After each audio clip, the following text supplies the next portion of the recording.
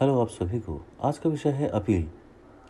बधिर समुदाय काफ़ी समय से परेशानियों का सामना कर रहा है, जिसके लिए एक आग्रह करना चाहता है भारत सरकार तथा अखिल भारतीय बधिर परिषद को, साथ ही साथ अलग संस्थाओं को, जो कि इनका सहयोग करें और इनका जीवन बेहतर बना सकें। बधिर समुदाय की क्या क्या परेशानियां हैं, हम आपको बताना चाहते हैं। बधिर लोग आपस में सांकेतिक भाषा के माध्यम से शिक्षा ग्रहण करते हैं, बातचीत करते हैं, हर एक चीज़ करते हैं।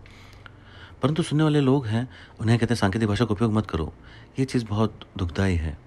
हम देखते हैं सुनने वाले लोग जो हैं आपस में बातचीत करते हैं, मजाक मस्ती करते हैं। हम कभी उन्हें मना नहीं करते।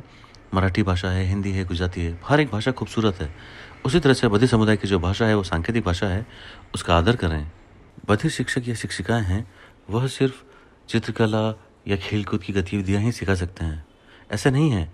कोई भी बधिर शिक्षक शिक्षिकाएं अंग्रेजी, गणित, हिंदी, विज्ञान, ये सारे विषय भी सिखा सकता है।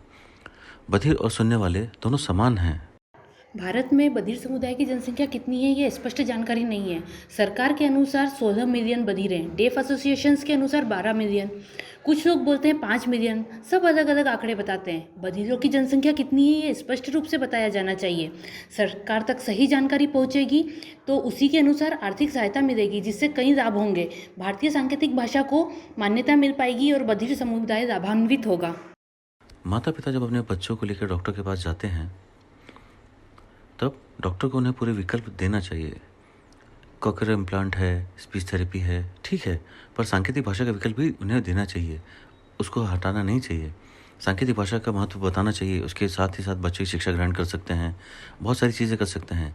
सांकेतिक भाषा का विकल्प भी उन्हें ज़रूर देना चाहिए। भारत के अंदर बधिर लोग के लिए अभिगम्यता बहुत कम है। उच्च शिक्षा हो, पुलिस स्टेशन हो, कोर्ट हो, अस्पताल हो, यहाँ अलग अलग जगह पर बधिरों के साथ संप्रेषण में बहुत परेशानी आती हैं और जिसके कारण बहुत परेशानियाँ उन्हें झेलनी पड़ती हैं। हमेशा से ये देखते आ रहे हैं और बहुत बुरा भी लगता है कि यदि किसी हियरिंग माता पिता के यहाँ डेफ बच्चा पैदा होता है तो वे चाहते हैं कि नहीं नहीं कि यह किसी भी तरह से सुनने बोलने लगे। मंदिरों में जाते हैं, झाड़ फूँक करवाते हैं, जड़ी बूटियों से इलाज करते हैं, अलग अलग प्रयोग करते हैं, जो कि बहुत गलत है। वह जैसा है वैसे ही उसे स्वीकारें और सम्मान दें। भारत में बधिर सफलता प्राप्त करके बहुत आगे बढ़ सकते हैं। ये सब पूजा पाठ, झाड़ फूँक जैसे प्रयोग बंद करें। दुनिया के अलग अलग देशों में यदि माता पिता सुनने बोलने वाले और बच्चा बधिर है तो उस बच्चे का शीघ्र हस्तक्षेप करते हुए उसके क्रिटिकल पीरियड जो कि 0 से 5 साल का है उससे भरपूर उपयोग में लाए, अथवा माता पिता उनके समुदाय की सांकेतिक भाषा को सीखे ताकि वह उस बच्चे के साथ संप्रेषण कर सके, जुड़ सके। वहीं बच्चा अपने पैरों पर खड़ा हो पाएगा, पूरा आत्मविश्वास के साथ जॉब हासिल कर सकेगा, सक्सेसफुल हो पाएगा। परंतु भारत में इस चीज़ की कमी है। मैं फिर से कहूँगी, माता पिता बधिर बच्चे की अपनी भाषा को सीखे ताकि वह उसके साथ सदैव जुड़े रहें।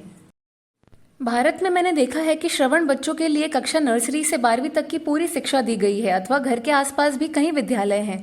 परंतु वहीं बधिर बच्चों को मैं देखती हूँ तो भारत में उनकी शिक्षा के लिए सुविधाएं काफ़ी कम हैं। मेरा आप सभी से तहे दिल से अनुरोध है कि उन बच्चों की संख्या को देखते हुए उन्हें भी कक्षा नर्सरी से 12वीं तक की शिक्षा उपलब्ध की जाए और घर के आसपास भी विद्यालय हों। उसी से उनकी समस्या का समाधान हो पाएगा।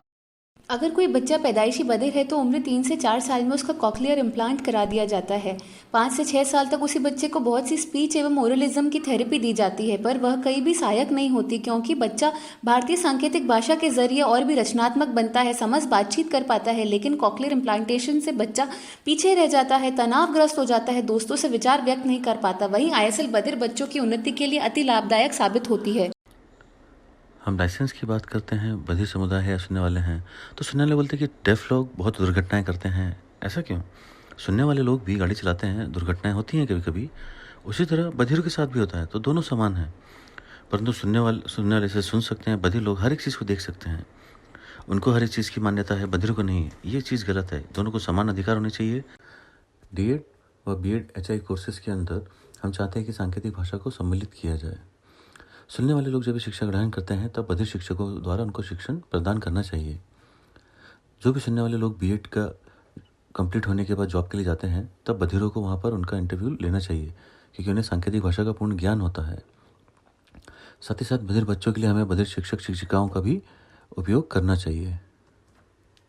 कक्षा के अंदर जब बच्चे आते हैं तो शिक्षक उनसे पूछते हैं या देखते हैं कि जिसने श्रवण यंत्र लगाए हैं और जिसने नहीं लगाए हैं या जो वो नहीं बोल पा रहा है, तो उन्हें सज़ा दी जाती है और बाहर किया जाता है। ऐसा नहीं होना चाहिए। मैं आपसे विनती करता हूँ कि जो बच्चे श्रवण यंत्र का उपयोग कर रहे हैं या जो सांकेतिक भाषा का उपयोग कर रहे हैं, जिन्हें सांकेतिक भाषा का ज्ञान है, वह आवश्यक है।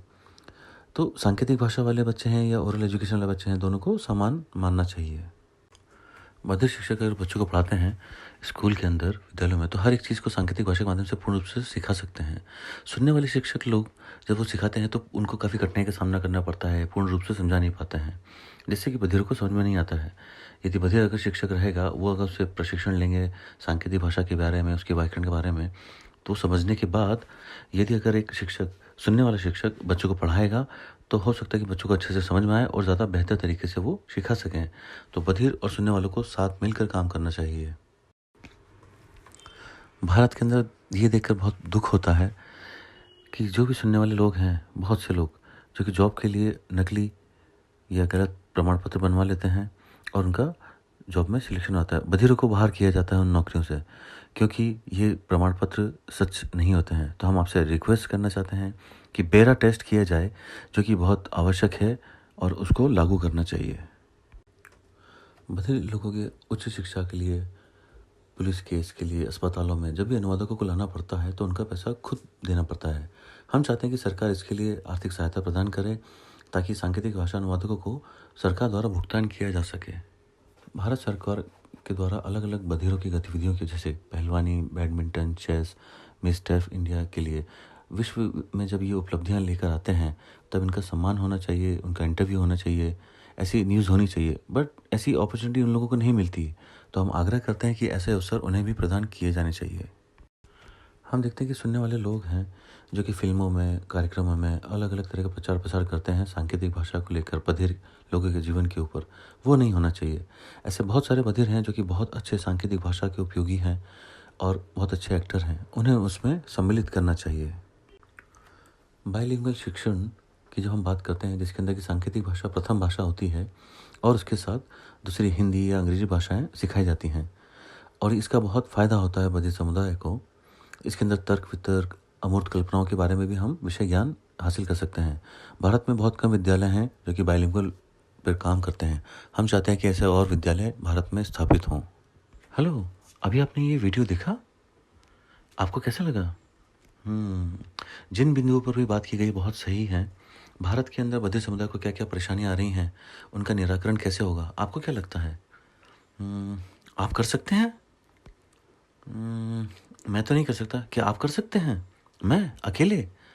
क्यों ना एक चीज़ करी जाए, जो मेरा सुझाव है। हम जितने भी बधिर लोग हैं, हमें जो जो परेशानियां आती हैं, जो परेशानियां हो रही हैं, क्यों ना उनकी एक सूची बनाई जाए, और जितने भी बधिर संगठन हैं जिनके पास आज ये हम कार्य कर सकते हैं, तो हम उनको इस तरह के लेटर दें, अपनी परेशानियां बताएं, जो कि वो भारत सरकार तक पहुंचाएं और उस पर कार्य किया जाए। ये हो सकता है। हाँ, क्यों नहीं हो सकता है? भारत बहुत बड़ा है तो और बहुत से लोग हैं, हमें करना होगा, हम कर सकते हैं। तो जितने भी बधिर संगठन हैं, संस्थान हैं, हम आप सबका सहयोग करते हैं इस चीज़ के लिए।